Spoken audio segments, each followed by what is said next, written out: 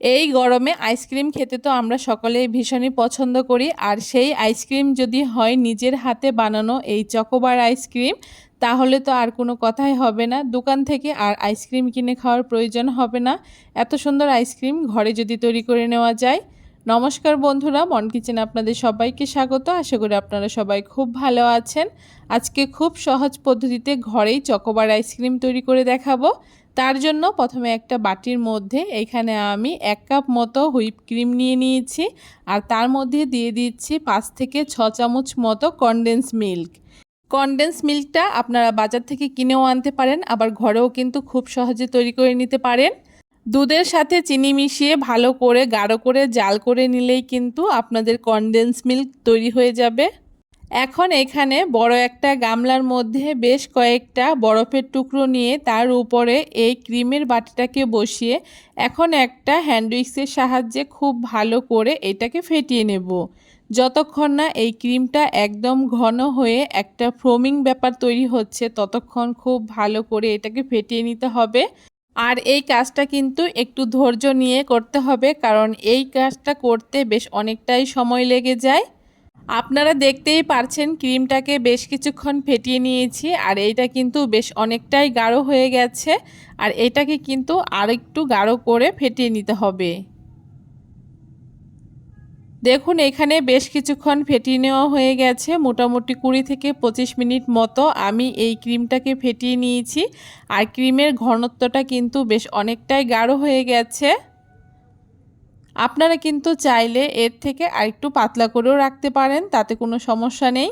ক্রিমটা আমার খুব ভালো করে ফেটিয়ে নেওয়া হয়ে গেছে, আর আইসক্রিম তৈরি করার জন্য এটা একদম তৈরি হয়ে গেছে। আর এর ঘনত্বটা আপনারা দেখে নিশ্চয়ই বুঝতে পারছেন। এর থেকে বেশি গাঢ় করার চেষ্টা করবেন না। ক্রিমটা আমার একদম রেডি হয়ে গেছে। এখন আইসক্রিম বসানোর জন্য এখানে আমি ছোট ছোট কফি কাপগুলো নিয়ে নিয়েছি, আর এখানে কফি কাপের মধ্যেই আমি এই চকোবার আইসক্রিমটাকে বসাবো। আমি এখানে কফি কাপের মধ্যেই এই চকোবার আইসক্রিমগুলোকে বসাবো। আপনারা চাইলে কিন্তু আইসক্রিম মোল্ডেও বসিয়ে নিতে পারেন। আপনাদের পছন্দ মতো আপনারা আইসক্রিমগুলোকে বসিয়ে নেবেন। সবগুলো কফি কাপের মধ্যে আমার আইসক্রিমগুলোকে বসিয়ে নেওয়া হয়ে গেছে। এখন এইগুলোর মধ্যে আমি এক একটা করে আইসক্রিমের কাঠি ভরে নিচ্ছি।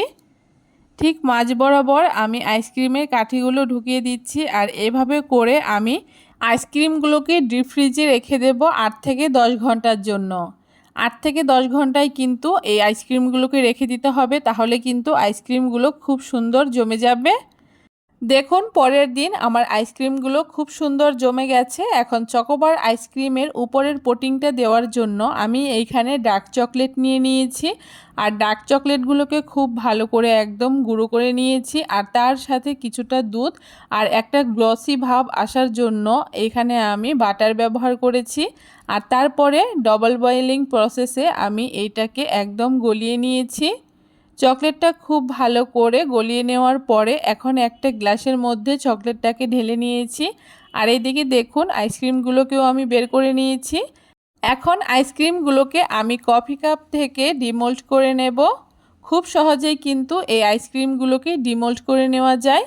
একটুখানি কাপটাকে ছিঁড়ে নেওয়ার পরে হাত দিয়ে একটু টানলেই দেখবেন খুব সুন্দর আইসক্রিমগুলো বেরিয়ে আসবে। দেখুন একটা আইসক্রিম আমি এখানে বের করে নিয়েছি, আর যেই চকলেটটাকে আমি গলিয়ে বা মেল্ট করে নিয়েছিলাম সেই চকলেটের মধ্যে এখন আইসক্রিমগুলোকে ঠিক এরকমভাবে ডুবিয়ে নেব। তাহলেই দেখবেন খুব সুন্দর একটা চকোবার আইসক্রিম তৈরি হয়ে গেছে। আইসক্রিমগুলোকে চকলেটে ডুবানোর পরেই এগুলোকে আমি একটা বড় বরফের টুকরোর উপরে রেখে দিচ্ছি, এতে কিন্তু আইসক্রিমগুলো গলে যাবে না। একই রকমভাবে সবগুলো আইসক্রিম আমি এই রকম চকলেটে ডুবিয়ে নেব। আর আইসক্রিমগুলোকে চকলেটে ডুবানোর পরে কতটা সুন্দর লাগছে দেখে নিশ্চয়ই বুঝতে পারছেন।